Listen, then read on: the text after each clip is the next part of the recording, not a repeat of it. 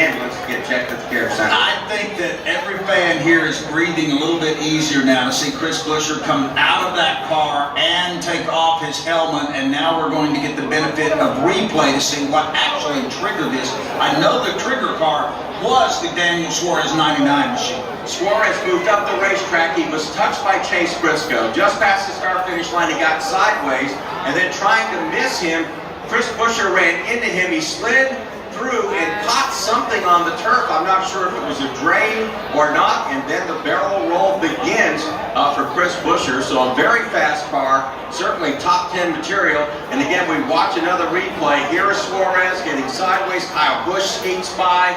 And also now he gets hit by Michael McDowell, it looks like. Maybe that was Todd Gilliland. And then here's Buescher. He hit something, Doug, like the drain maybe. There's drains down there. And once he hit that, it turned the car over 3, maybe 4.5 times, it looks like. And I will applaud this too, the engineering on these cars. These tires are tethered to the chassis to keep them from flying off and becoming a projectile, and they did their job that time. You can see that the left front tire just dangling on, but it stayed attached to the chassis. It also shows, again, the safety measures NASCAR has built into these new next-gen Cup cars.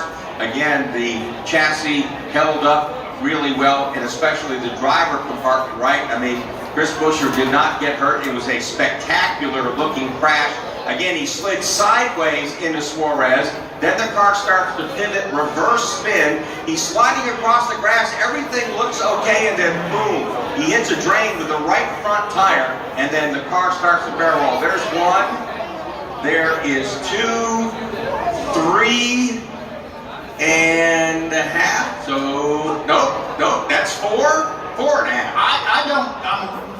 I'm not going to say what triggered the flip there. I don't know if he had a tire coming loose, going down, or whatever, but it did get triggered by the front part of the car, which is very unusual to see that trigger a flip. But he got airborne, and then the car started to roll. But the good news is that Chris Buescher is out of the car, appears to be okay. We'll try to catch up with him at the infield care center and find out exactly what transpired in that. But this all was triggered when Chase Briscoe made contact with Daniel Suarez along the front stretch. Let's go down to Brad Gill. Doug, obviously NASCAR is going to do a pretty expert analysis on exactly what happened here, but I've been scanning some